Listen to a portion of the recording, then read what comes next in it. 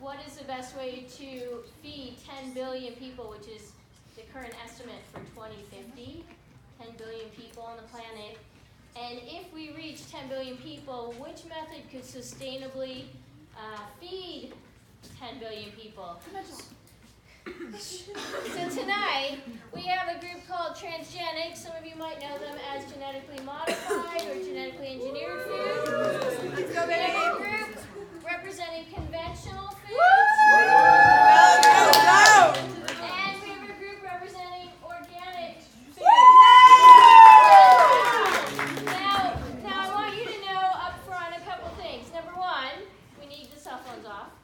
Number two, these students did not pick their topics. They drew out of a hat, and they're here to represent those sides so that everyone can hear the pros and cons of all the different farming methods to feed the world. And the third thing is we defined the word sustainability for our debate. The students all studied it, they discussed it, every single student in the academy participated in drilling it down to one statement. And with that, Ellie is going to read tonight's definition of the sustainability debate.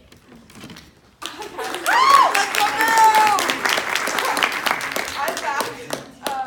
So our definition of sustainability that we agreed on for this debate tonight is sustainability is the ability to maintain.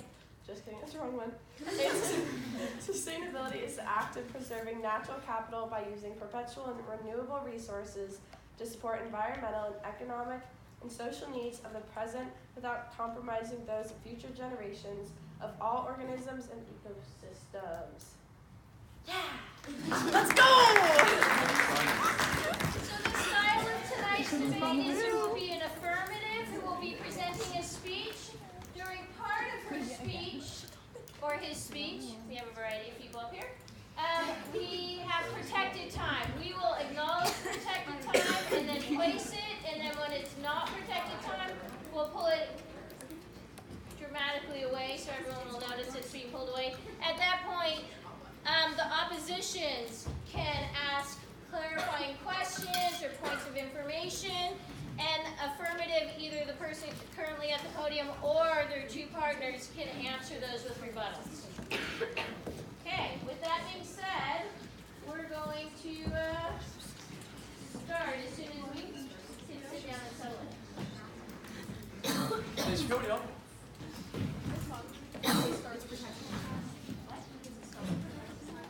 No, it doesn't. Okay. Just wait, let us settle in. Okay. Tell me when we're going to You may begin. Dear world, you are welcome. That's right. We, conventional agriculture, are saying you're welcome for keeping you alive. We are saying this because, according to a study done by Youssefi Melzer et al. In 2008 of the Research Institute of Organic Agriculture, conventional agriculture accounts for 98.9% of all the food that keeps the world alive. Point of information. How can you brag about your mass production of food when, according to the Conservation Foundation of 2017, there was a surplus of wheat and corn grown in the U.S. that went to waste? That year, 50% of water used for growing 7.3 billion pounds of fertilizer and 110 million pounds of pesticides were also wasted on those crops. First of all, the equal distribution of food is not a problem with conventional agriculture, but equitable distribution techniques that need to be implemented by the governmental level to ensure higher levels of food security for all people that inhabit this earth. It's better to have a surplus of food that you can implement with technology to fix, such as compost and biofuel, than starving people. What is a more important issue, the wasting of lives or the wasting of food? Conventional food surplus is actually contributing to the wellness of millions of people worldwide. Through food banks and other organizations, programs like Farm to Family are solving this problem. Farm to Family, for example, has distributed 164 million pounds of produce worldwide. What do you have to say about that? You all want to find a balance between the environment and science, right? Point of We information. want that balance too. How can you claim that conventional agriculture is the balance between science and the environment when the FAO reports that due to soil erosion, which occurs mostly in conventional farming, unless new agriculture approaches are adopted, the global amount of arable and productive land per person in 2050 will be only a quarter of the level in 1960. Conventional farms are using conservation tillage, which enables soil to retain more moisture, reduces soil crusting, the formation of rigid crust atop soil, and allows organic materials such as leaves and other plants to accumulate over time, helping to restore nutrients to the soil. This technique also requires less labor, equipment, and fossil fuels, according to the Conservation Technology Information Center. Reduced reliance on tillage saves energy and preserves soil carbon, and approximately 40% of U.S. farmers are in no-till production, majority of them conventional, according to the USDA in 2017. We are the ones doing the work to feed this ever-increasing population. According to the USDA in 2007, quote, the World Bank estimates that between 70 and 90% of the recent increases in food production are the result of conventional agriculture, end quote. In addition, as we provide for most of the food right now, we are doing this while using very little land. How could you claim that conventional farming has enough to feed the world when, according to Purdue University in 2016, if the world were to stop using transgenic crops, conventional farming would need 118.4 billion square feet globally to make up for their low yields? GMO has something else on their hands. For example, you claim that GMOs pose a reliable source of living for... GMO has bigger issues to deal with than conventional farming that hinder them from feeding the world. According to Phillips, PhD of Nature, the most cited scientific journal in the world, quote, even if the technologies are shared fairly, there are people who would still resist consumable GMOs, even through testing for safety because of their personal or religious reasons. The ethical issues surrounding GMOs include debate over our right to play God. Some people believe that tampering with nature is intrinsically wrong, and others maintain that asserting plant genes in animals or vice versa is immoral. According to the Department of Agriculture in 2012, large farms make up 80% of all of the food sales in the United States, while only being the small 8% of all the farms in the world. With these facts and many more, it is obvious that conventional agriculture is the leading system to choose to feed this world and the only way to prevent world famine. Point of information. How can you claim that conventional agriculture could feed the growing population when, according to the National Resource Defense Council in 2016, conventional agriculture is, in fact, throwing away 30% of its food produce due to misaligned subsidies and surplus production? How can throwing away food while people are starving be considered sustainable? I already talked about waste. You need to keep up. Let me take you back in history for a second. Yes, we make the claim that conventional is the agriculture of the future. I agree. The conventional was also the agriculture of the past. Point of information. Deeply ingrained in our history's roots. Oh, According to the Genetic Literacy Project in 2016, the technique of monocropping can be traced back to Greek and Roman times. And according to Steve Savage in 2011, a plant biologist, it is found in ancient Hebrew scriptures that it was prohibited to plant fields with more than one crop. This picture right here is an over 700-year-old farming system in China that is considered to be a monoculture. Lastly, according to the USDA, in 2015, some conventional techniques have been around for thousands of years and have developed plants with, quote, faster growth, higher yields, and pest and disease resistance, end quote. Conventional agriculture works. Just ask our ancestors. We need to take the evil connotation out of the word monoculture, as it is something that we have naturally inherited and for good reason. Lastly, in agreement with Steve Savage, 2011, we shouldn't be categorizing our agriculture with labels of monoculture or polyculture, but labels of diverse or non-diverse crop rotations. That's what really matters. Conventional agriculture is using technology to maximize the productivity while minimizing the amount of land used. These technologies include, according to Jason Luff, 2018 of the New York Times, oil sensors to measure water content, alternative management techniques like low and no-till farming, efficient irrigation, and mechanical harvesters, end quote. These technologies just mentioned are the perfect balance, where all the growing doesn't happen under the microscope like with GMOs or with one agricultural worker needed for every 99 acres of land, like with organic, according to the European Commission of 2013. But right in the earth with the best of technology. You in the audience, the majority of food you have eaten in your lives is from our farms. And to address those who are thinking, well, I eat mostly organic. That might be true, but that is a privilege that most of the world cannot afford. In conclusion, we can easily make the point that we are the system that is the most concerned about getting the most food to the most people. We've been providing for virtually 99% of all the food that has been keeping the world alive. How can you argue with that?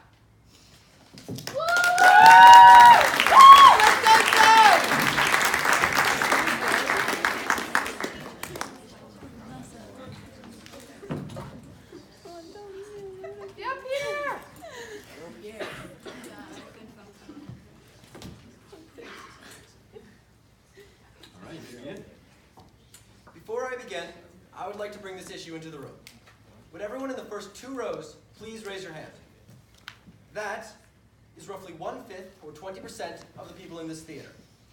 If the entire world were to stop using conventional agriculture tomorrow, everyone who just raised their hand would become unable to feed themselves and die. This is according to the World Watch Institute in 2006. Point of information. This is protected time. Oh, sorry. The gap between yields of organic and conventional agriculture is well known as being between 10 and 20%. The most quoted study of this fact, though many have come to the same conclusion, is a 2016 study undertaken by Professor Andrew Niss, Professor of Agriculture and Weed Sciences at the University of Wyoming. And, to be clear, feeding 80% of 10 billion people is not feeding 10 billion people. That is feeding 8 billion people. And I don't know about you, but I could never advocate for a system that would cause 2 billion people to die. Conventional agriculture also has many environmental health benefits that are not often talked about. According to a report published by Dr. Naveen Ramankutty and Dr. Janine Remtulla of the University of British Columbia in 2012, we have modified 20% of Earth's forests and 50% Point of information. savannas, shrublands, and grasslands for agricultural uses. How can you claim that conventional agriculture is better for the environment when the Netherlands National Institute for Public Health and the Environment created that European conventional agriculture is responsible for 65% of the nitrogen pollution in the North Sea and 55% in the Baltic Sea? First off, there are sustainable practices that conventional agriculture has already implemented. Land sparing and sharing, for example, according to Benjamin T. Fallon, 2018, to make sure that there are no more dead zones appear in the future. Yes, there might be dead zones in oceans now and other places, but without conventional agriculture, there will be dead zones of human bodies all around the world. This same report also noted that 1/4 of Earth's non-frozen land is dedicated to agriculture. It is conventional agriculture that is working to stop those numbers from getting any higher. Conventional agriculture preserves biodiversity by using a technique. Point of information. How can you claim that conventional agriculture protects biodiversity and is in line with sustainability definition when over half of the original wetlands in southern Canada have been lost through agricultural land drainage for wheat, rice, and maize, and which alone provide more than 50% of global plant-based energy intake, according to the Game and Wildlife Conservation Trust? Because conventional agriculture is taking up much less space than the other methods while producing higher yield and in turn saving ecosystems by not invading. For example, according to the Department of Agriculture in 2012, large farms make up 80% of the food sales in the United States, while being the small 8% of farms in the world. Conventional agriculture also preserves biodiversity by taking up much Point of less information. space. How can you say that monoculture preserves biodiversity when, according to the Merriam-Webster dictionary, biodiversity is the variety of life in a particular habitat or ecosystem, and monoculture is the use of one crop providing no variety of life and no biodiversity? I was just about to get to that. This is cheap. You can sit down. I will continue. This is achieved by using a technique called land sparing. To reference an article in a scientific journal for conservation biology by Jordan Fisher et al. In 2013, land sparing is the act of setting aside certain areas for agriculture. Point of information. And reserving certain areas for conservation, while land sharing encourages integrating the two. How can you brag about your usage of less land when in reality conventionally managed soils unsustainably release 492 kilograms more carbon dioxide per hectare per year than organic, according to the Food and Agriculture Organization of the United Nations 2015? According to the Barazell 2016 of the American Council on Science and Health, organic is an impossible solution because, quote, if all U.S. wheat production were grown organically, an additional 12.4 million hectares would be needed to match 2014 production levels. It's hardly environmentally friendly, and that means you cannot attack us. I'll continue on. Because of land sharing, a technique commonly used in organic agriculture, many species have been leaving their natural habitats. For example, according to a study done by the government of Ghana, the chocolate-backed kingfisher is a species of bird found in sub-Saharan Africa. It is completely absent from agroforest mosaics, that Point of information. say areas where forest and farmlands are mixed, which is created by land sharing. How can you claim that conventional agriculture is better for species like the chocolate-backed kingfisher in Ghana when more than 5,000 species around the world are in moderate danger of extinction because of our agricultural system today, which is, as you said, mostly conventional farming, according to the Wildlife Conservation Society and the University of Queensland? Woo! That is caused by how much space is being taken up. Habitats are being destroyed because of how much space is needed to be taken up by farming. And, as I already stated, conventional farming takes up much less space than any other method. Continue on. Conventional farming is also much more efficient than either available method. Point of information. For example, according to Andrew McGuire, 2015, of the Center of Sustainable Agriculture and Natural Resources at Washington State University, diverse rotations of monocultures are much more efficient to manage from a labor standpoint than polycultures in matters of nutrient management, weed management, and harvesting. According to a 2011 farming system trial at the Rodale Institute, organic soil allows 15 to 20% more water to percolate through the soil because of its nutrient level, and organic soil causes significantly less erosion. This greatly reduces risk of groundwater pollution that conventional soil faces. So how can you say that conventional agriculture is more efficient than organic? Here you'll have 1 minute after your rebuttal of protected time. My speech. Based on the, okay, well, once again, you guys cannot attack us on that because based on estimates pulled from existing scientific literature from Cornell University 2017, converting the world to organic agriculture would lead to a 16 to 33% increase in land use, destroying ecosystems, with a corresponding 8 to 15% increase in worldwide deforestation. So it would not be more sustainable to switch to organic. That's USDA 2006. Quoting McGuire again, it allows a large percentage of our population to pursue non-agricultural careers. End quote. Going off of that, if conventional farming was not so efficient, much more of the population would need to be employed in agriculture. According to the 2015 EU population census, only 10 million out of 741.1 million people in the EU are employed in agriculture. And only 4 member countries in the EU had a percentage of people employed in agriculture higher than 10%, those being 4 very rural countries of Romania, Bulgaria, Greece, and Poland. That is because, according to Finnish scientist Ida Ruisalme, conventional agriculture is responsible for 94% of agriculture in Europe. If conventional agriculture wasn't so prevalent, needless to say, many more than 10 million people would need to be employed to feed the growing nations of the EU. Thank you.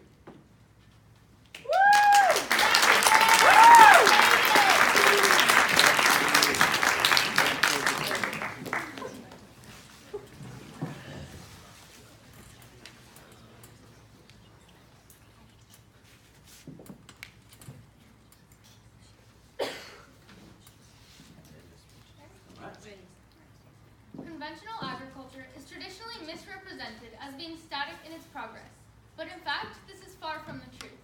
As we've discussed, conventional agriculture has a long history of innovation, and that continues to this day. Point of information. Oh, God. How could you claim that conventional farming is evolving when you said that you've been using monoculture for all of history, and monoculture, according to the National Academy of Science for the United States, has high leaching, loss of nutrients, are susceptible to invasion by weeds, and have high incidences of disease and pests? According to Steve Savage, 2011, a plant biologist who has been studying agricultural technology for over 30 years, crop rotation of monocultures can break pest cycles and put different nutritional pressures on the soil. These traditional rotations are employed on hundreds of millions of acres of U.S. farmland. Industrial agriculture emerged from the Green Revolution, the beginning of agricultural innovation. Point of information. How can you claim that monoculture and conventional farming is the farming method of the past and the future when an 11-year study in China published in a peer-reviewed journal article showed that wheat monoculture, especially using conventional machine tillage, led to lower amounts of soil organic carbon and nitrogen?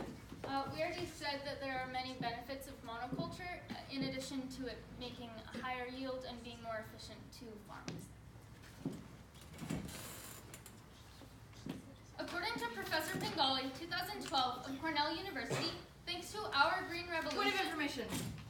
You claim that the Green Revolution, which added mass amounts of synthetic pesticides to the majority of our crops, helped our world, but in Punjabi, India, after adding synthetic pesticides to their crops, GPI Singh, a public health expert, says, quote, "The entire area of Punjab today is overloaded with pesticides. What is troublesome are the chronic effects. They take generations or decades to manifest themselves," end quote. What are you achieving by feeding people at the cost of their health?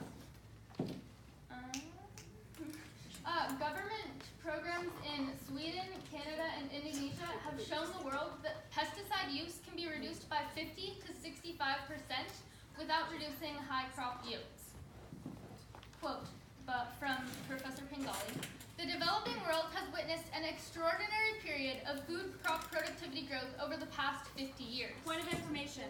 I'm sorry, but how can you forget to bring up the use of pesticides when 100% of conventional crops use these harmful chemicals? Well, like she said before, it is being shown that when we reduce our pesticides from 50 to 60%, our high yields are still up there, and we are using conventional crop rotation so that we can phase out of even using less and less pesticides. We have already talked about this. Also, what's your source on every crop using 100% of crops using pesticides? That's not true. Move on. Although populations had more than doubled at the time of the Green Revolution, the production of cereal crops tripled during this period, with only a 30% increase in land area cultivated. Point of information. How can you say that conventional yields are always significantly higher when, according to the 2013 Environment and Agriculture Review by the United Nations, conventional yields are significantly lower in developing countries, which have the largest populations? What will you do to improve your yields in those countries that need better quality and quantity with their food? To address the fact that you organic are telling us this, according to Barker 2018, a journalist who has won numerous awards, quote, "Studies have shown that conventional crops outcompete their organic counterparts by 10 to 35% on a yield per acre basis. These Hugh Becky, a scientist that works with the Saskatchewan Soil Conservation Association, analyzed the success rates of GMO crops in Canada and found that because the gene unexpectedly reduced photosynthetic efficiency, the crops with the triazine HR gene had yields that were 20 to 30% less than non-GMO conventional crops. So overall, conventional has a very much higher yield."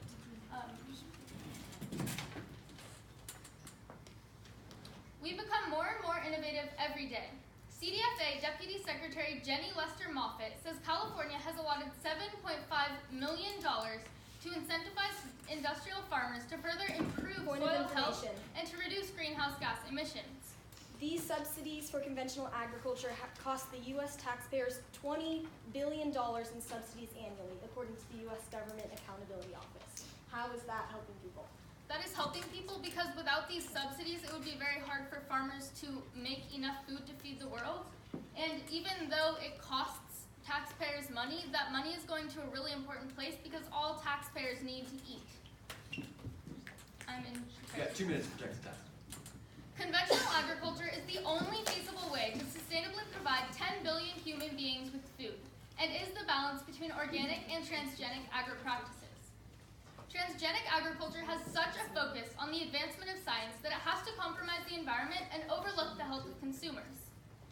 New leaf potatoes are a perfect example of GMOs gone wrong on the market. According to Milner 2013, in 1999, 50,000 acres of new leaf potatoes had been planted by U.S. farmers. And by the year 2000, new leaf potatoes had been taken off the market and rejected by consumers. Organic agriculture, on the other hand, is so invested in preserving the environment that it has to overlook the fact that many consumers can't afford the higher prices that come along with buying organic. On average, organic foods were 47% more expensive, according to a study by the Consumer Report 2015. Conventional agriculture with its very high yield and more automated labor allows prices to be lower than organic. And because it is an established system, the risks are known and being addressed. The sole purpose of conventional agriculture is to bring food to the people, which is why only conventional agriculture can feed 10 billion. The solution to feeding the world at 10 billion has nothing to do with changing the world to other agricultural systems. It has to do with keeping the effective conventional system we already have and changing to a more sustainable diet or adopting methods and strategies from all of society's agricultural advancements. We do not need to reinvent agriculture as we know it. We must have faith in our conventional system to adopt new techniques and technologies as they become available. And if we do, we need to look no further than conventional agriculture to solve the problem of feeding 10 billion people sustainably. Thank you.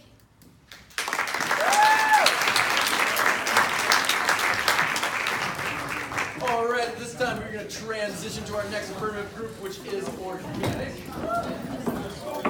And just a reminder to the audience that at the end of the third round, we are going to pull all of our C-discers up on stage here for a Q&A sort of debrief the experience.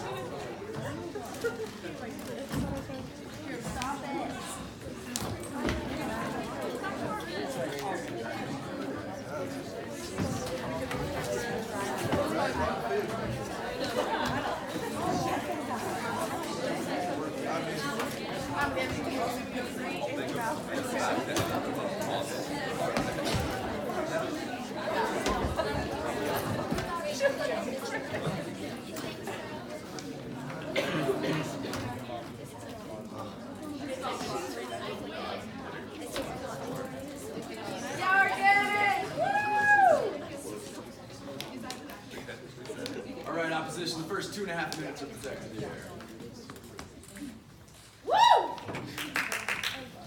Our planet is consuming resources at an alarming rate.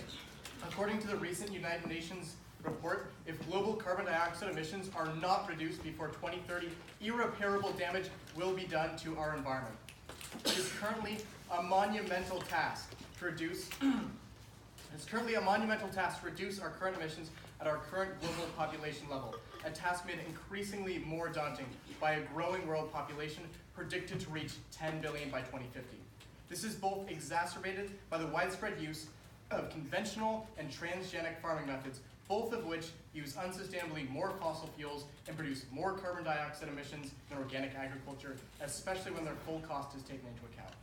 If the proper steps are not taken to ensure the longevity and security of our environment, the question in 2050 will not only be how to feed the masses, but how to save them from rising sea levels, natural disasters, and mass ecological extinctions.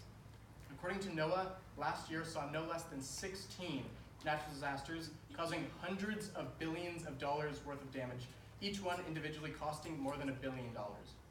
A 2018 study by the Aarhus University of Denmark predicts that it will take millions of years to replace the species lost in the next 50 years due to mass extinctions. This is the situation that we find ourselves in, and organic agriculture is the only agricultural method that has any chance of creating a brighter future in addressing the effects of climate change already blighting our planet. It is important to know what sets organic farming apart from less sustainable alternatives, conventional and transgenic. The International Federation of Organic Agriculture Movements defines organic agriculture as a production system that sustains the health of soils, ecosystems, and people. It relies on ecological processes, biodiversity, and cycles adapted to local conditions rather than the use of inputs with adverse effects. Organic agriculture combines tradition, innovation, and science to benefit the shared environment, promote fair relationships, and a good quality of life for all involved. Organic farming requires lower inputs of the substances most harmful to the environment, synthetic fertilizers and synthetic pesticides. Synthetic pesticides used by conventional and transgenic agriculture are very good at what they do, killing plants and animals. According to a 2016 article by the National Pesticide Information Center, carbaryl is very effective at controlling the populations of aphids, fleas, ticks, and spiders. Point of information. How can you claim that organic crops don't use pesticides when a study done by the USDA and the Canadian Food Inspection Agency, it was found that 40% of certified organic foods contain conventional pesticide residues similar to levels on conventional crops? How can we trust your organic systems if many of the regulations and testings are not upheld and a large percentage are falsely advertised?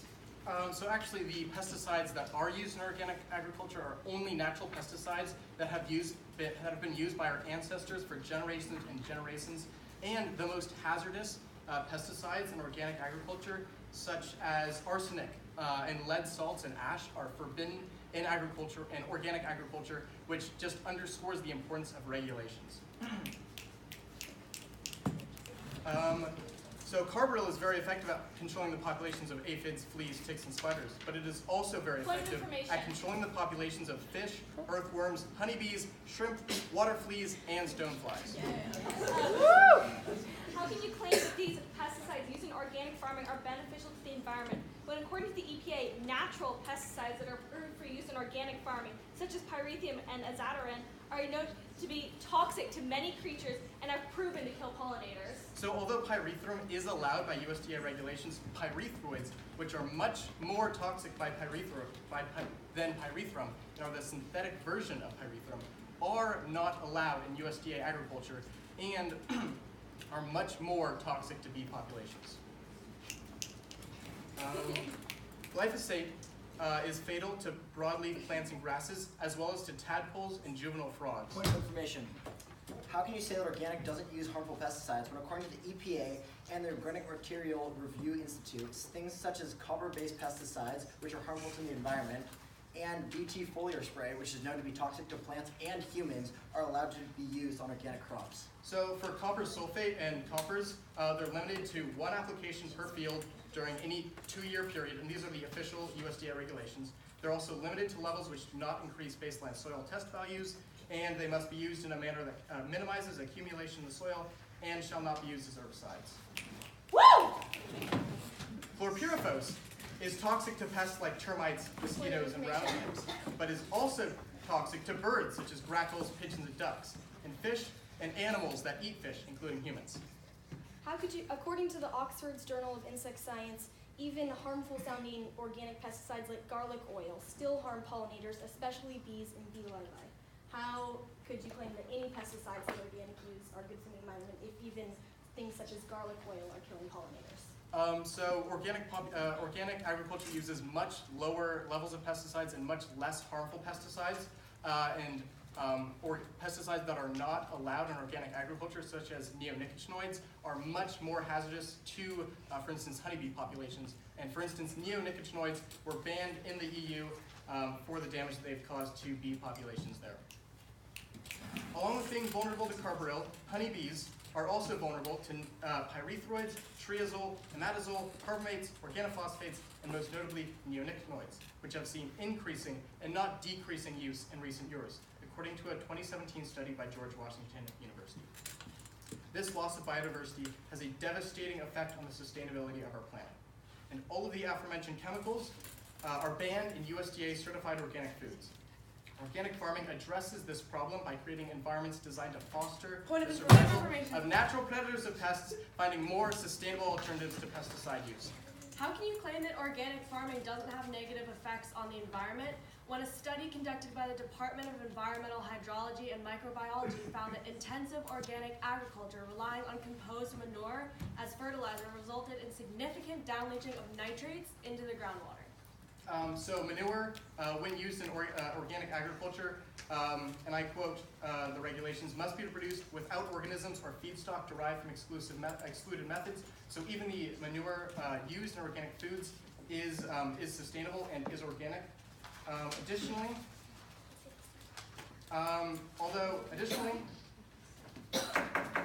all right. We're gonna wrap it right there.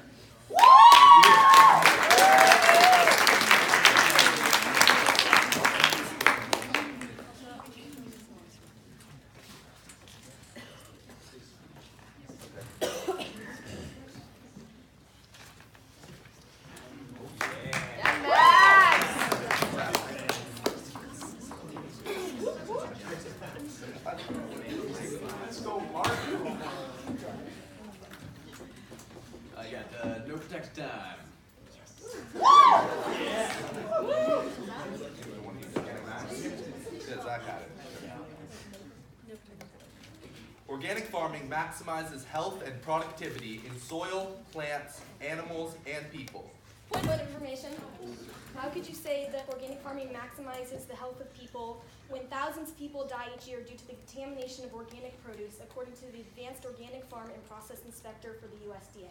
Well, I feel like if that was a serious problem, we would have heard about those 1,000 people dying in the news, and yet I don't think many people have heard of that. Additionally, I would consider food covered in pesticides contaminated.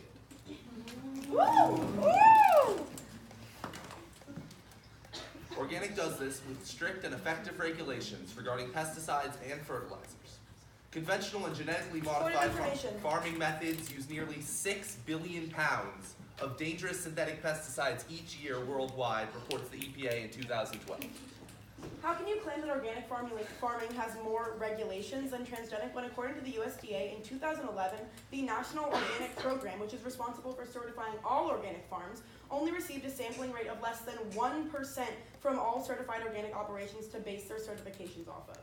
All USDA organic regulations are approved by the National Organic Standards Board, which includes 4 farmers, 2 processors and handlers, 1 retailer, 1 scientist, 3 consumers, and public interest advocates, 3 environmentalists, and a certifying agent, all appointed by the USDA.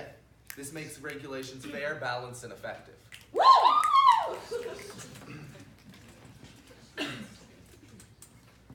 According to a study by the NCBI in 2016 on effects of consumers, these dangerous synthetic pesticides used in conventional and transgenic agriculture can have serious endocrine disrupting potential, carcinogenic action, and negative neurodevelopmental effects in children, along with many short-term effects. How can you claim that that organic farming is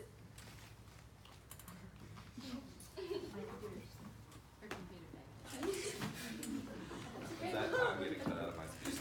Okay. To clarify, USDA and CCUF have classifications strictly prohibit these dangerous synthetic pesticides, when transgenic and conventional farming have absolutely no restrictions against any of these. Point of information. How can you claim that conventional and transgenic use a lot more pesticides than organic when a 17-year study by the UK government and GE Economics found that crop biotechnology has reduced pesticide spraying by 503 million kilograms? What has organic done? Are you comparing your numbers to what you previously did, which were even worse, to the bad numbers you have now? All right. According to Charles Benbrook, wait, you're transgenic, right? Okay. According to Charles Benbrook, at the Center for Sustaining Agriculture and Natural Resources at Washington State University in 2012, herbicide-resistant technology has led to a 527 million pound increase in herbicide use in the United States between 1996 and 2011, and an overall pesticide increase of 183 million kilograms. And GMO farming has yet another problem. You are breaking the precautionary principle of sustainability by releasing technologies without knowing the full effect. This is, quote, an exercise in how not to do science, end quote, according to the Institute of Science and Society. How can you claim that we are violating the precautionary principle when the National Research Council has stated that the potential for gene flow via cross-pollination between current major GE crops and wild or weed relatives is limited to cotton and small spatial scales in the United States because the other major GE crops have no native relatives? Okay, I heard potential in there. Usually that's talking about the future. Also, do you remember back in the early 2000s when the whole Cry9 case? Do you remember that? Taco shells that put a person into shock? No.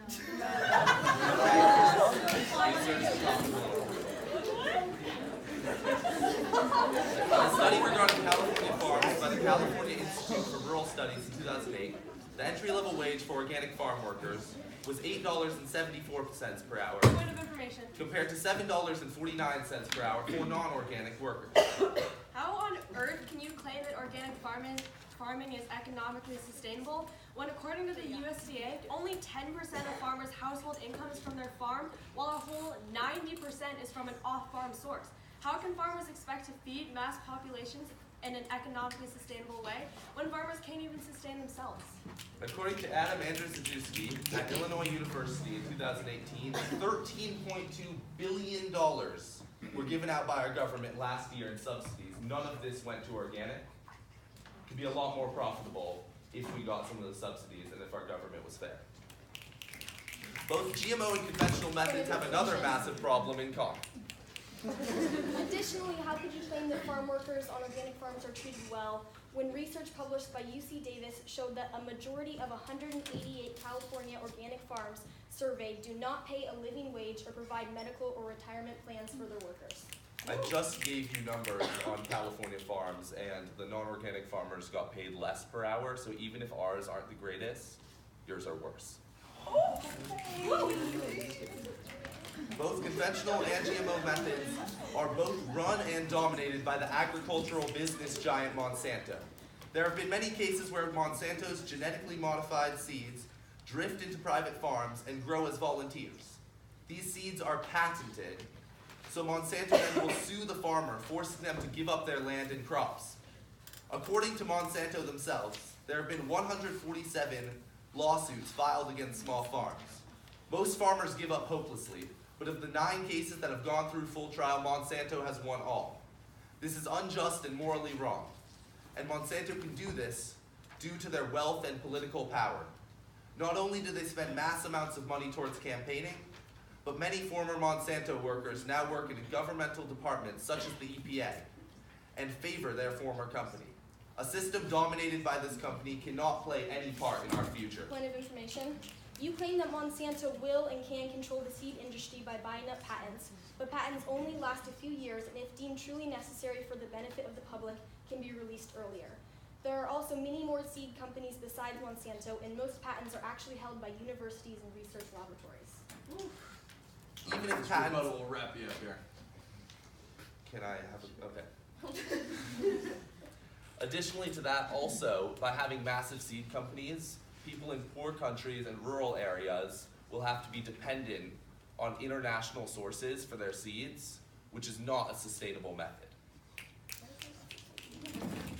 They can't afford.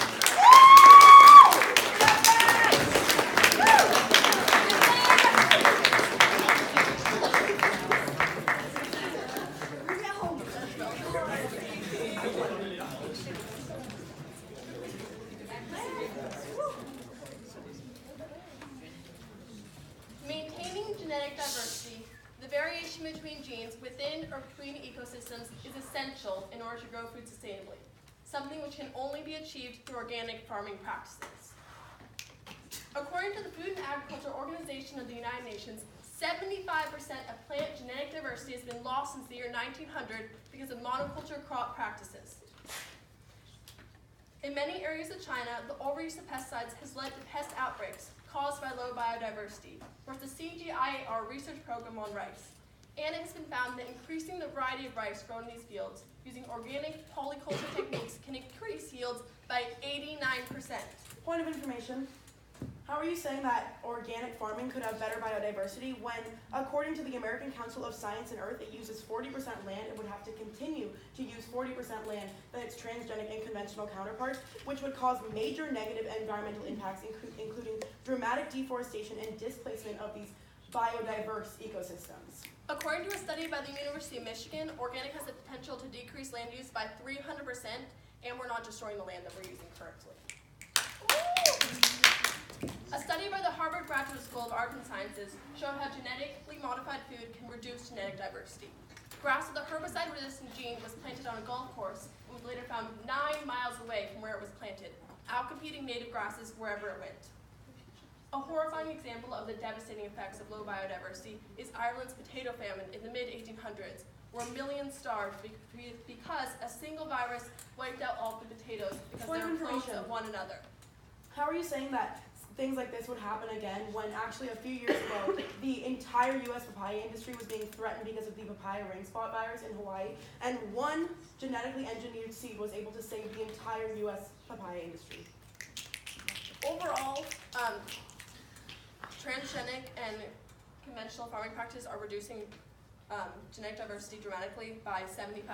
So if we continue that way, we're going to lose a lot more species than one small particular papaya. Pollinators are key to the survival and success of crops all across the world. How can you claim the importance of bees when a pesticide used by organic farming, spinosad, which according to the USDA is toxic to honeybees, and according to Cal, those honeybees are responsible for a third of the world's crop production? According to the USDA, organic pesticides on average are 5 times less detrimental to bees, and all organic pesticides are allowed in conventional farming, so you guys could use them too, and you use worse ones as well. Polycultures, a part of organic practices, support pollinator populations by providing a variety of pollens year-round. How can you claim that organic farming doesn't hurt pollinators and benefits their populations when a study in Oxford's Journal of Economic Entomology showed that leaf fertilizers used in organic farming negatively affect the survival and behavior of the neotropical stingless bee, which is one of the most important pollinators in North America? As I just stated, pesticides used in conventional and GMO farming practices are 5 times more detrimental to pollinators. 75% of crops produced around the world require pollination from pollinators, and crop pollination is estimated to be worth over $15 million to the United States economy each year, while it's worth at least 440 million pounds in the United Kingdom.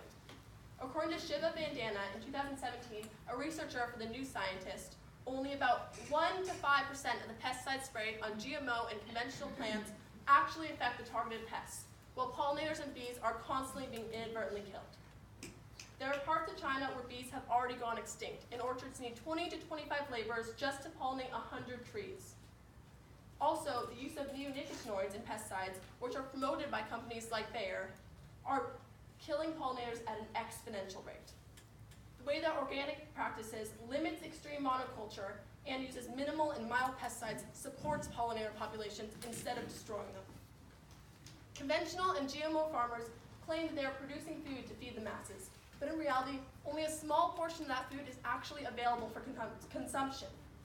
According to studies by the University of Michigan in 2016, only 24% of the food being produced in non-organic ways is being consumed by humans, and most of that 24% is being used to make products like high fructose corn syrup.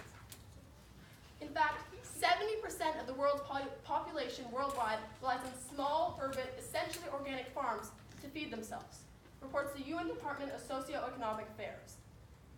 The World Wildlife Fund has released a report measuring on-farm crop waste and found that in the 2017-18 growing season, 52% of romaine lettuce, 40% of tomatoes, and 50% of peaches were left in the fields. According to a study which lasted 7 years in central India in 2017, organic farms produced up to 20% more than conventional farms, demonstrating how organic can drastically reduce global world hunger. The Rodale Institute is a nonprofit which has dedicated more than 30 years to researching conventional farming methods alongside organic, and they found that organic yields match conventional and outperform them in times of drought and environmental stress, and it is undeniable that the environment is becoming more extreme. Conventional farms need more pesticides, nutrients, energy, as well as other inputs just to achieve the same yields as organic. Claims that conventional and transgenic practices do not use excessive amounts of pesticides when compared to organic is a blatant falsehood. Transgenic and conventional practices use 5.6 billion pounds of pesticides worldwide each year, according to the National Center of Biotechnology Information in 2016. These agriculture practices are destroying the planet as we speak, contaminating water resources, destroying soil health, killing nearby ecosystems with fertilizer and pesticide runoff, and polluting our air with fossil fuels. Through their infiltration in the government, big conventional and genetically modified companies have been able to influence subsidies and consumer awareness, painting a dangerously misleading picture of our agricultural reality. Organic farms promote sustainability by prioritizing biodiversity, naturally maintaining soil health, and protecting environmental resources. A representative from the Food and Agriculture Organization of the United Nations stated, "Organic agriculture has the potential to secure a global food supply, just as conventional does today, but with reduced environmental impacts." This is the bright future we need to see. Organic agriculture is the future we have been waiting for. Thank you. Let's go!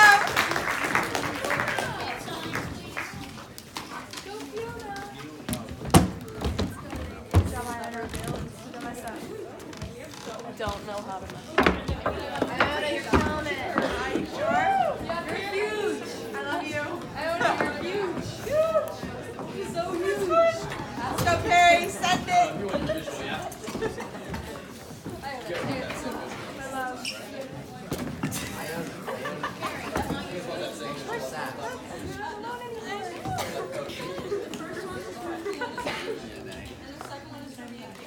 Yeah, me. Woo! Let's go, Perry. I'm deleting all of our conventional questions. Yeah, do it. Actually, we should say it. Yeah, Fiona.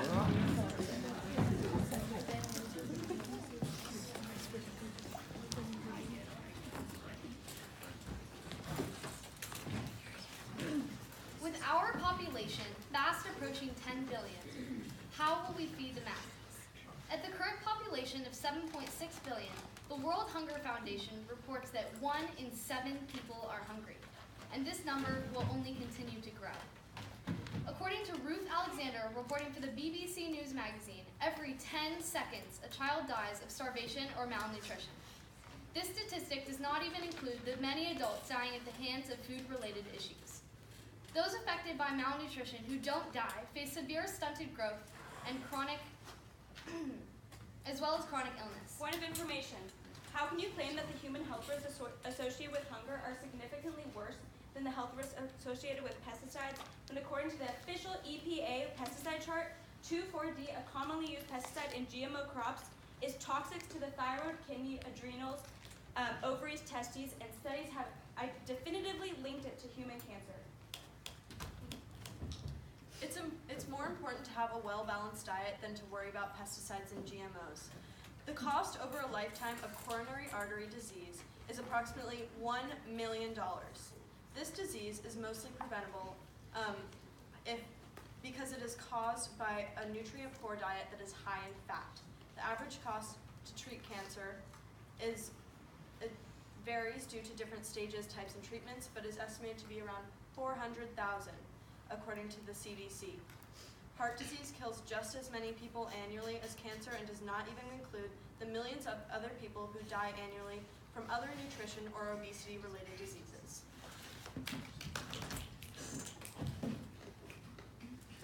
Only the new technology of genetic modification in crops will help solve these crises that many people face globally in the modern era. How can you claim that GM crops will solve malnutrition when a study done by Iowa State University stated that in order to even absorb the nutrients in the GM crops, when the body requires high amounts of nutrients like zinc, protein, and fats, which are lacking in the diets of those who are malnutrition? Woo! I assume you're referring to golden rice, which was never actually put on the market. And GM crops, that was introduced in 1999. GM crops in the past 20 years have increased in their technology greatly, and now we can input things like zinc, essential fats, and proteins into things like rice that we couldn't before when the technology was first released. Transgenic crops are designed to survive and thrive in more extreme conditions than non-genetically modified seeds, and they have higher success rates. Point of information. How can you state that GM crops have a higher success rate when National Academy of Sciences analyzed numerous studies and concluded that GM crops actually don't have significant higher yields than conventional crops? An analysis of over 6,000 peer-reviewed studies covered 21 years of data found that GM corn increased yields by up to 25% and dramatically decreased dangerous food contaminants.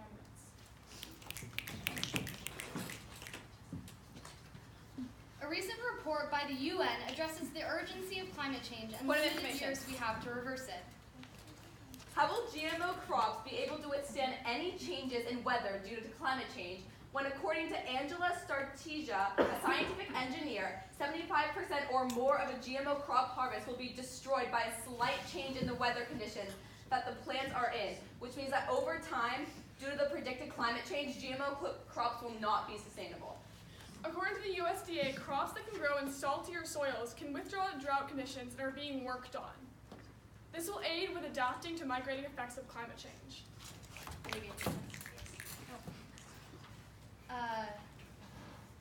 This UN recent report states that without action, the world's average surface temperature is likely to surpass 3 degrees centigrade this century. Such an increase in temperature will make it nearly impossible for the majority of organic plants to survive in such dry conditions. Developing genetically modified seeds that can not only survive, but thrive in such conditions Point of information. will be crucial to the survival of billions of lives. How can you say that drought-resistant crops prove positive when, according to Bruno Borsari from Winona State University, there's not enough water to wash the salts below the root zone in most drylands? As a result, the accumulated salts will lead to salinization of the soil, which will become unproductive. There are ample evidence in history on the collapse of civilization because of salination of soils, leading to crop failure and famine. Like we just said, GMOs are developing technology. And thus we are working on it, better than you are. You might ask, how can genetic modification solve world hunger and aid many developing countries in providing enough resources for their people? Well, with our technology, genetic modification provides a much higher yield of crops, and the crops that grow Point of information. will be able to be modified to have extra nutrients and vitamins that will provide better nourishment. How can you say that transgenic has higher yields than conventional when an extensive review of over 1,000 different studies done by the National Academy of Sciences of the United States concluded there is no evidence that transgenic crops have changed the rate of yields? As we have cited before, in a 20-year-long study reported on by Cornell University, scientists and researchers found that actually GM crops have allowed for an average increase in yield of 22% and increased farmers' profits by 68%, as well as reporting that GMOs were just as safe as conventional crops. Not only do GMOs provide better nourishment and higher yields of crops, but they produce less wasted food. Unlike organic, transgenic farming has the ability to preserve foods for longer, therefore wasting less food, and has extended expiration and rotting dates. The methods used by organic farming allow for much of their crops to be thrown away.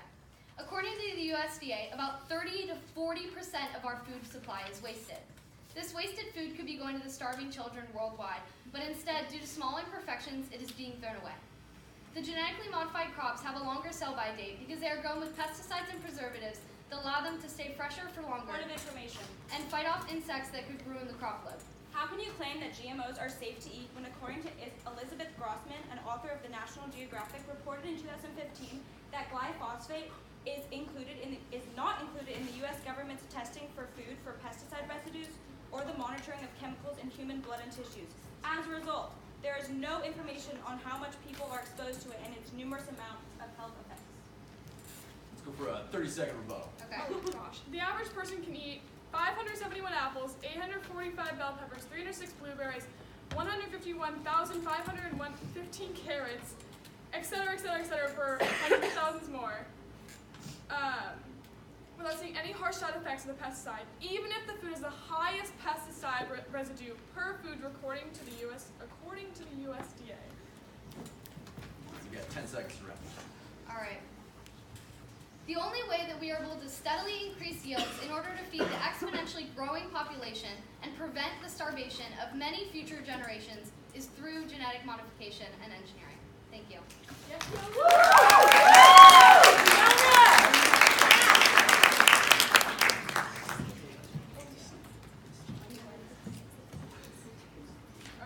Okay, yes, sir? You're on. Longer shelf life of crops is largely due to the introduction of transgenic foods. In a study about eggplant in India, it was predicted that the technology, which controls the eggplant, will reduce chemical insecticide use by up to 40% and increase yields by an average of 50%. When you look at the big picture, food will be cheaper, and farmers will make more money with no proven side effects standing in the way. How can you say GMO farmers are reducing the use of pesticides and herbicides when, according to research from the University of Virginia economist Federico Siliberto in 2015, widespread adoption of genetically modified crops has increased the use of weed-killing herbicides as weeds become more resistant? As I stated earlier, the study that was done over the course of 21 years reported that GMOs resulted in 68% less pesticide spray. In 2014, for every dollar invested by farmers in transgenic crops, they received an average of $4.42 in return.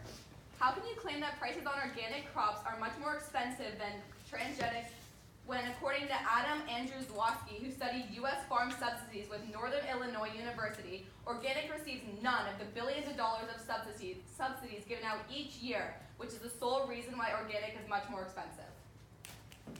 Even if you receive none of the subsidies, you're still saying that organic is much more expensive.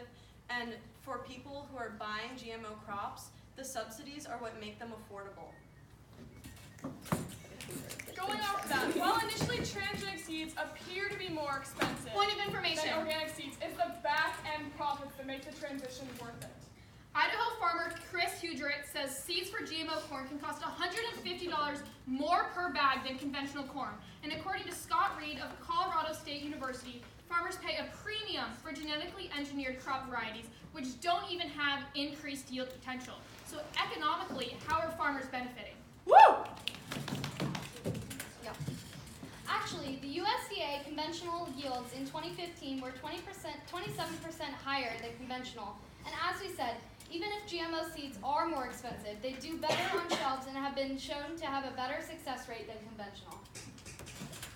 The main issue feeding the masses is ensuring that all members of society have Point of access to information. and can afford to eat a healthy, balanced diet. So, you say that GM foods cut costs for U.S. consumers, but according to research by the National Research Council, GM crops only lower commodity prices by 2% on average. That's nothing.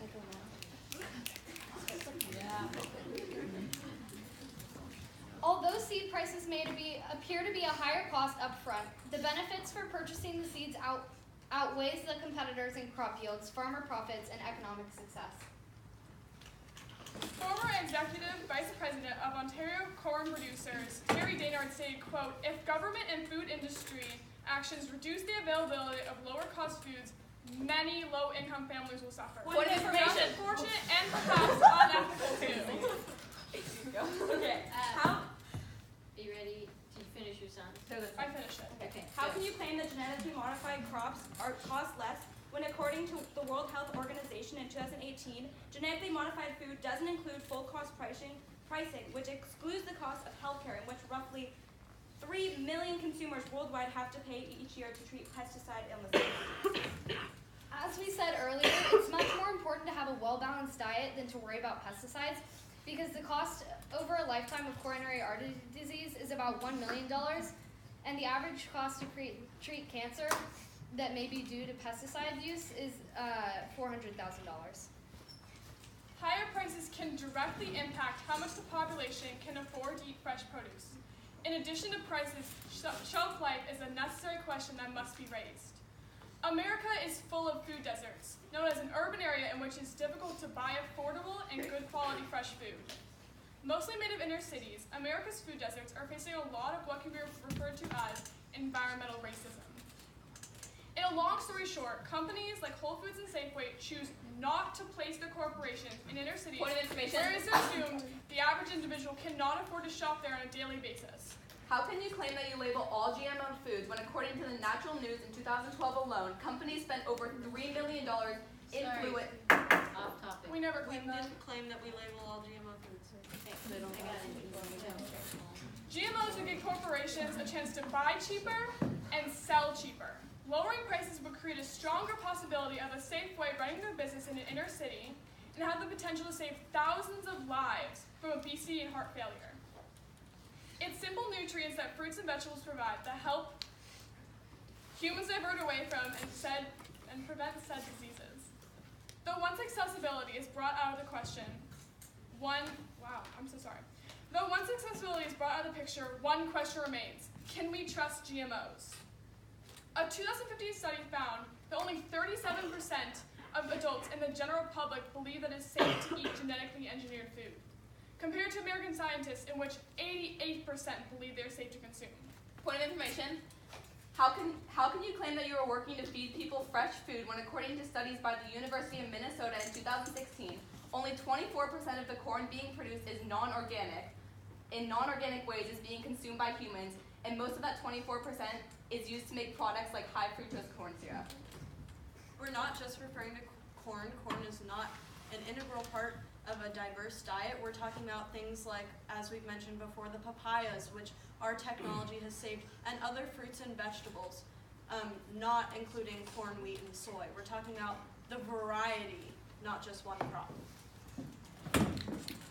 The main alleged claim against GMOs is their possibility of causing cancer. And the main issue with that claim is the lack of evidence to support it. So, you say that GMO safety has been studied well, but a book written by Jeffrey M. Smith called Genetic Roulette, the documented health risk of genetic engineered food, says that in 1992, when GMOs were released, FDA scientists did studies showing that these foods could have hard to detect side effects such as allergies, toxins, new diseases, and nutritional problems. But these findings were smothered and buried.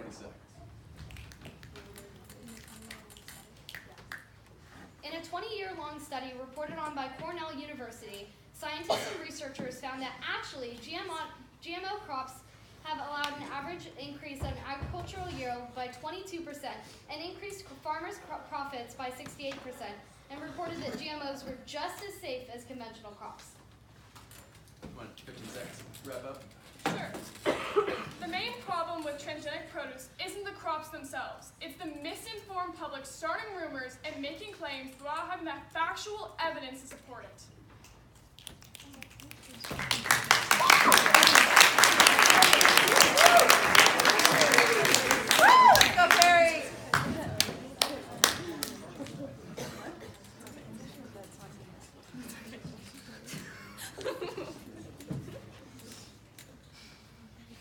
GMO technology can actually save farmers a lot of money on pesticides and reduce the bioaccumulation of pesticides in the environment.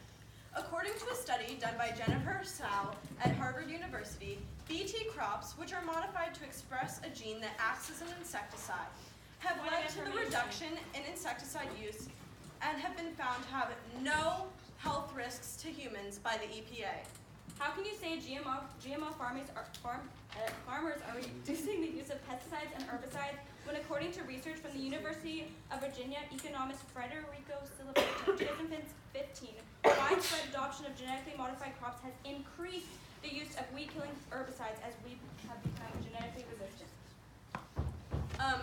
As we've said before, in the study that was 20 years long, that was done for about as long as GMOs have been around, it was found that GMO technology has reduced pesticide use by 68%.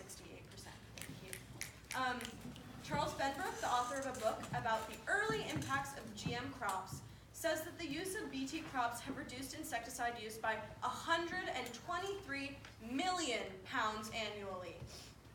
This reduction of pesticide use not only reduces reliance on fossil fuels, but it is also helping to save our pollinators like bees and butterflies, who are not adversely affected by the gene alteration, but who have a lethal relationship with the overspraying of pesticides. How can you claim that genetically modified farming uses limited amounts of energy when, according to the Intergovernmental Panel on Climate Change in 2017, organic farming uses 75% less energy than genetically modified farming?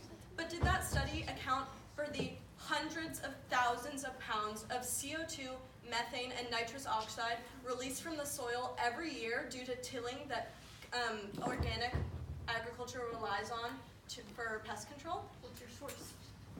I'll get to it later. Along with our reduction of spraying, it is important to understand just how little pesticides are actually being sprayed on crops in general. Jenny Schmidt, a registered dietitian and farmer, said the amount is probably less than you think. Spraying isn't dousing like many people believe, Schmidt said. In fact, what many people don't know is that when they see a farmer spraying their crops, the majority of what they're spraying is actually water. It only takes 1 soda can size amount of pesticides to spray 1 acre of land. Organic farms use pesticides too. These are not known as much in the public eye because they are natural. but they can be just as unsafe. Some of these include pyrethrin, derived from chrysanthemums, and azodactrin from the Asian neem tree, which have been deemed as toxic by the EPA, but are still approved as natural pesticides. In agriculture, as well as in home gardening, manure and fertilizers are often used to spur plant growth. In a book written by New Zealand soil expert Douglas Ed Meads, he analyzes the long-term effects of fertilizer versus manure use. His study showed that although manure had higher contents of organic matter and numbers of microfauna, there was no statistically significant difference in the long-term effects of crop production. He also found that in soil augmented with manure, compared to fertilizer, there was an overaccumulation of phosphorus and nitrates. This overaccumulation leaches into nearby water sources, causing cultural eutrophication, which suffocates fish and other creek, lake, and stream species, killing them off due to the lack of oxygen. When nutrients from the soil run off into creeks, often the soil washes away as well. Tilling is a process of mixing the residue organic matter on top of the soil with the topsoil. According to an Iowa State expert, organic farming relies heavily on tilling for pest control, which is done by large machinery running on fossil fuels. John Graham, a soil health specialist for the Natural Resource Conservation Service in Kentucky, explains that tillage destroys the soil and depletes the soil's aggregate stability, structure, pore space, water holding capacity, infiltration, permeability, gaseous exchange, and nutrient storage ability. GM farming does not rely on tilling for pest control. Most farmers practice conservation tillage or no-till systems. According to a study done by the USDA in 2009, no-till systems increased water retention in the soil, resulting in less surface runoff and therefore less eutrophication. This study showed that tilling resulted in twice as much erosion and 54 times as much eroded material, not including soil. Tilling also releases greenhouse gases, such as carbon dioxide, methane, and nitrous oxide that were being harbored in the soil into the atmosphere. In general, the reduced tillage that transgenic farmers practice allow for higher water and nutrient retention, less soil erosion, and less emissions of greenhouse gases. So, with our population fast approaching 10 billion, genetically modified crops are the only way to sustainably support our future. GM crops are the answer to increasing yields for the growing population and also the solution to limited space, economic stability, and the prosperity and harmony of farmers and nature. This is not only a story of consumption, but it is also about providing a future that is feasible for farmers and every other organism affected by the chain of agriculture. Without GMOs, many of the foods we love would be in short supply, some even unattainable. We have GM crops to thank for the wide availability and accessibility of the foods we see in our supermarkets and for our booming agricultural industry. Genetically modified crops are truly the crops of the people, by the people, and for the people. Thank you.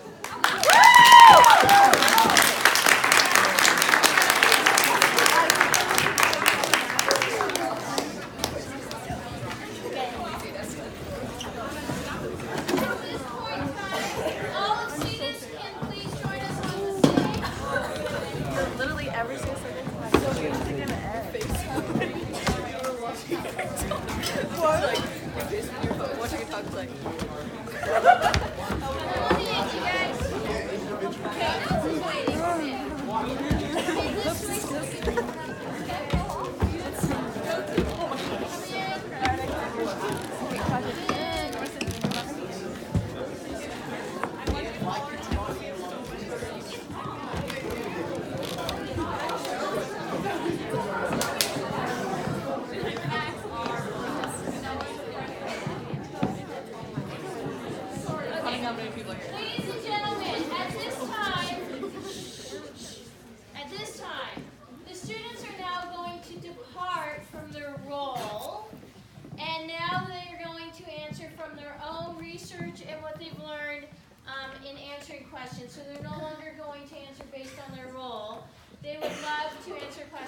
for the audience. So, who would like to start us?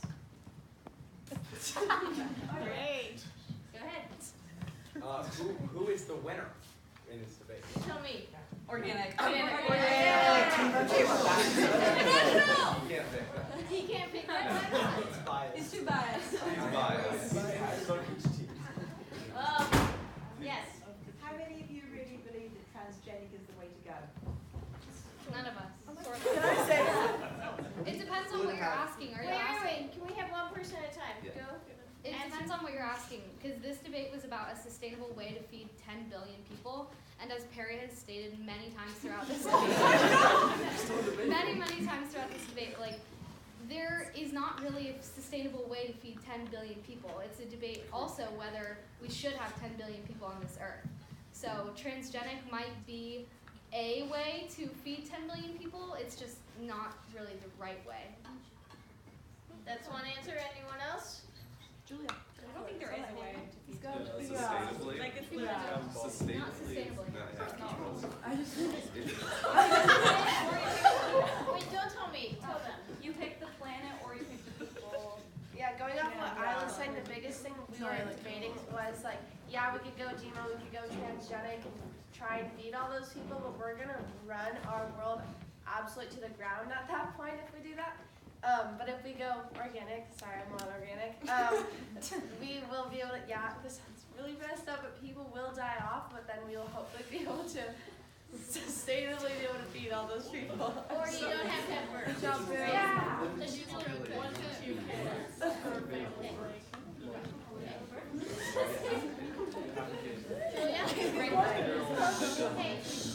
I say that like the problem with transgenics is not only just like the patenting and all the issues with that, but that it's not labeled and that it's not completely tested. But if it were like completely regulated, labeled, it said exactly what allergens, exactly what proteins and everything are in it. If we could implement it like with organic practices, so like the like safer pesticides and the more conservational practices, I think it could be beneficial to keep other plant species from dying off and from harming the environment even more.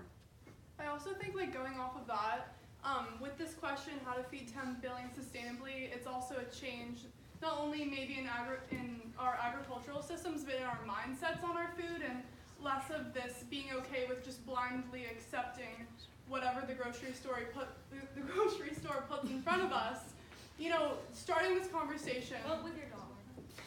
Vote with your dollar, exactly.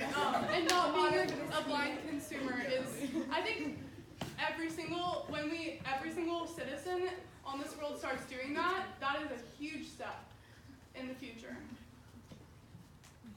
Other questions? Yep. Yeah. Question. You seem to come to the conclusions in your arguments that organic practices will not produce enough food. How strongly do you believe that? So there's actually a lot of studies since the majority of the world's population is coming from developing countries, so like Africa has like a really high growth rate compared to Europe and other developed countries. So organic agriculture, even though it's not certain, but it requires lower inputs, and it's more effective in developing countries where the majority of our world's population is.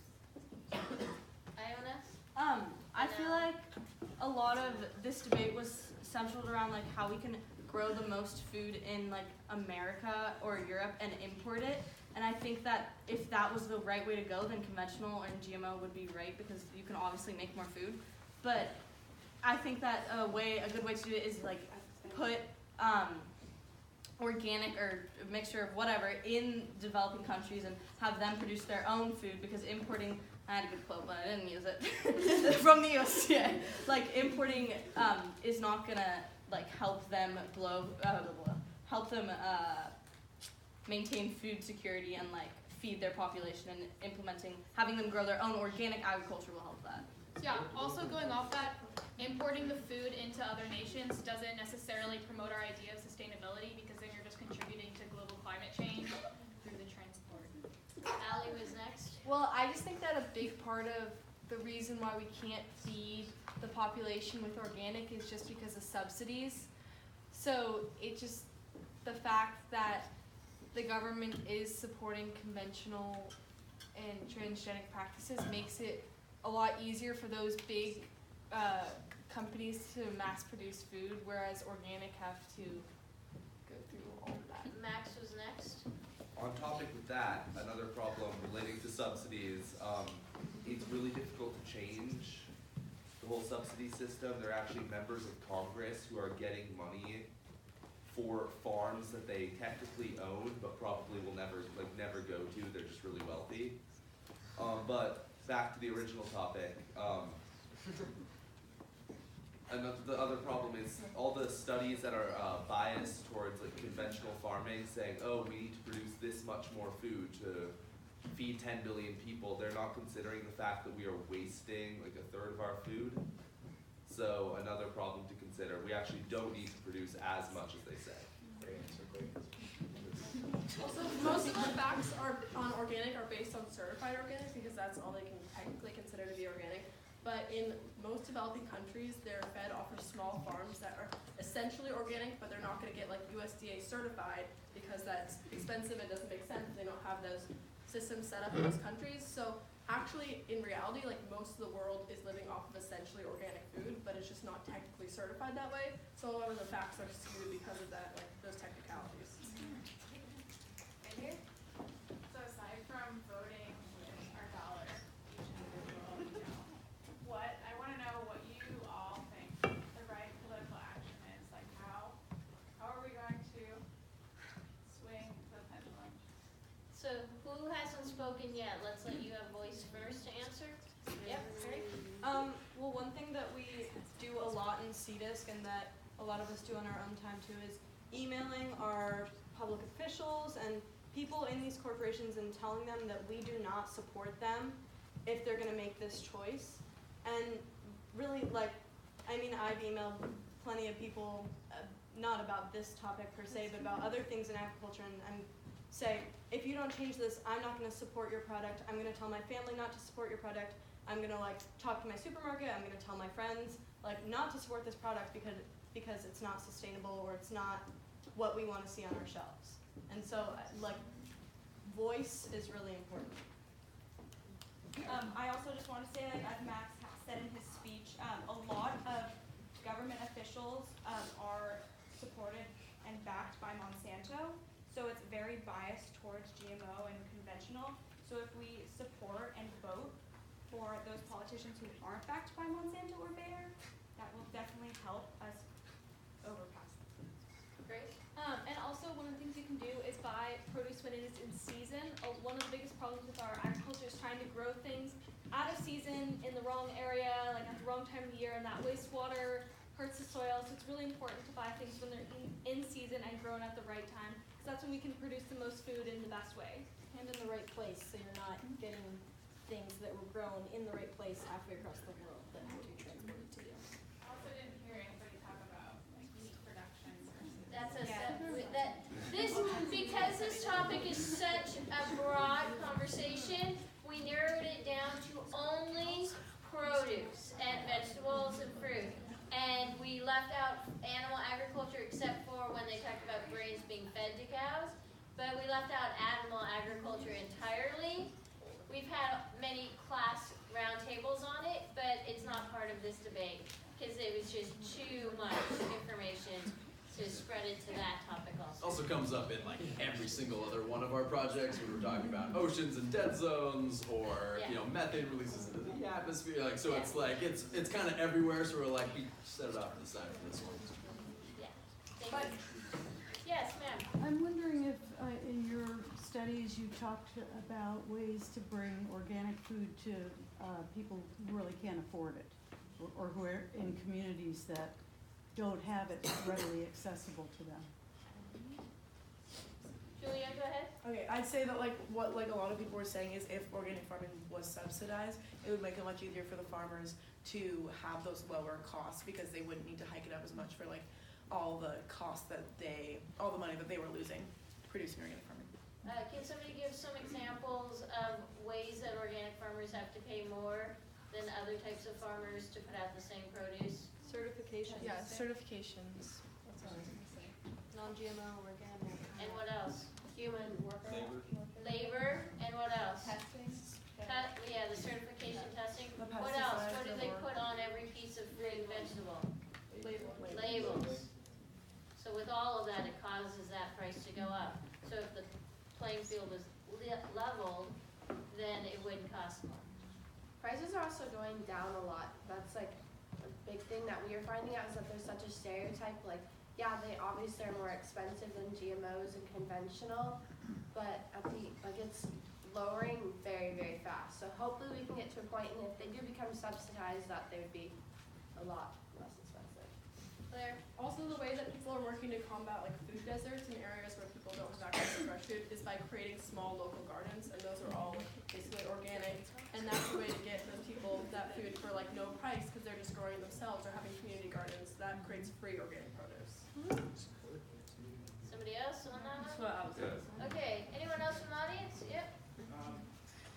I think Zoe said the world is 98% conventional, is that right? Yeah. Is there, and the US is probably right around that number, I'm guessing.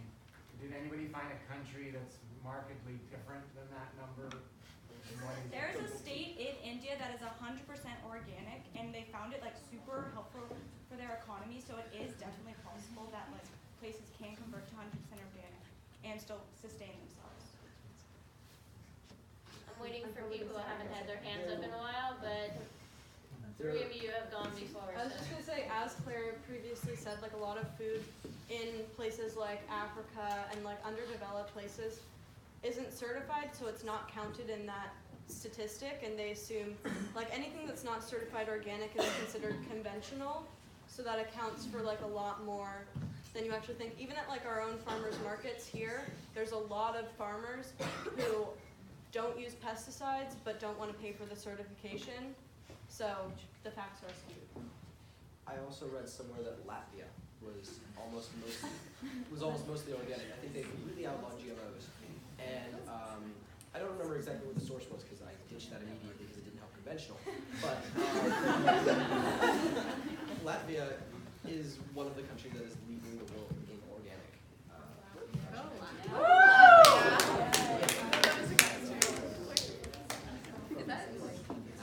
Anyone else on that? Another question? I guess my question is, do you know any studies on localized systems, like localized systems on how that works to feed 10 billion? I'm just curious if anybody did localize, like. We should have.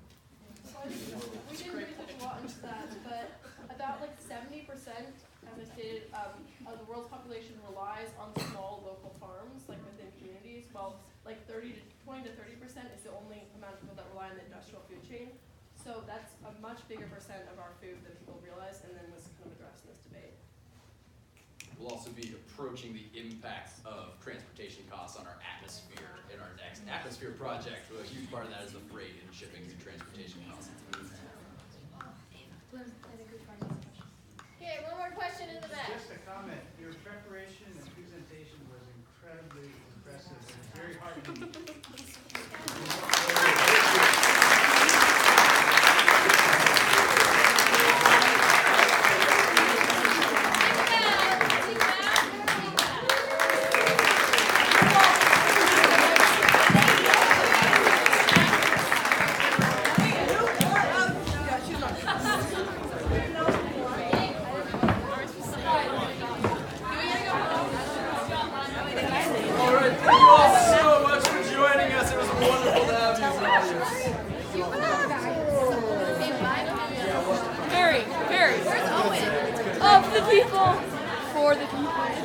By the people.